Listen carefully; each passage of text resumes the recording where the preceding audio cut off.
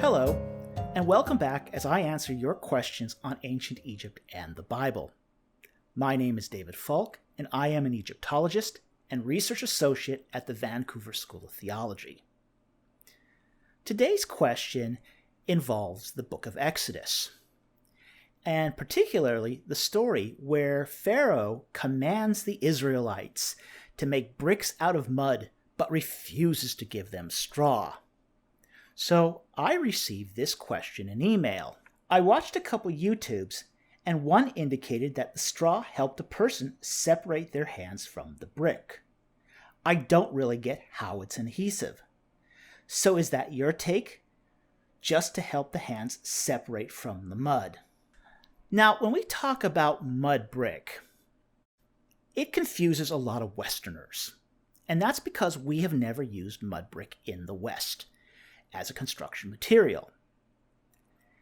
In the ancient Near East, mud brick was a very common construction material, and it's still used today in some specialized construction projects, which is why the process is very well known.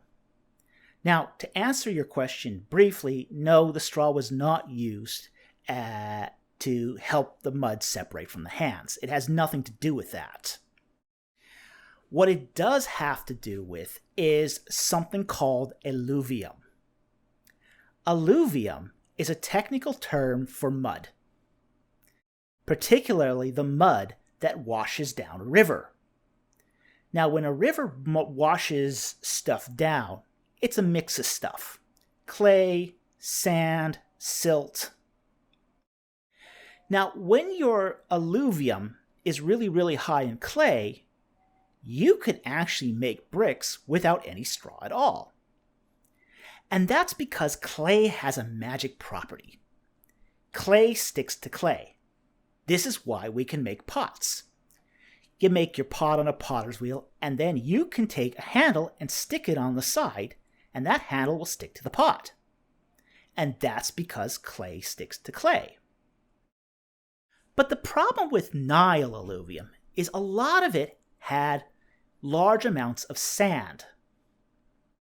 Think of it kind of like when you were a kid and had to build a sand castle. Now, with a sand castle, you build a sand castle, and what happens is you got this beautiful, beautiful sand castle going. And then the sun comes out and the castle starts drying out. And as your sand castle starts drying out, it starts falling apart. That's the same problem as with the mud brick. The purpose of the straw was to hold the brick together as it dried in the sun, to prevent it from falling apart. Now, you could make a mud brick with Nile alluvium, ordinary Nile alluvium, without the straw, but there were problems. First problem was that mud brick was actually they were made in molds. And these molds were made of wood. Now, wood was a scarce material in ancient Egypt, so brickmakers didn't get many of these molds. So essentially what they would do is they would make the brick, have it set in the sun, remove the mold, and then move on to the next brick. This is how they factory produced mud brick. And then those bricks would then dry out.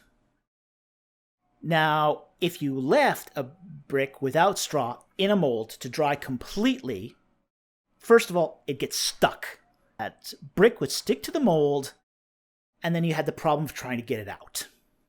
And once you did get it out, that brick was now more fragile than if it had been made with straw to begin with. And no taskmaster gives you credit for a broken brick. So the whole purpose of that straw was to hold the brick together as it dried in the sun. Thank you very much for your question, and I look forward to talking to you next time as I answer your questions on ancient Egypt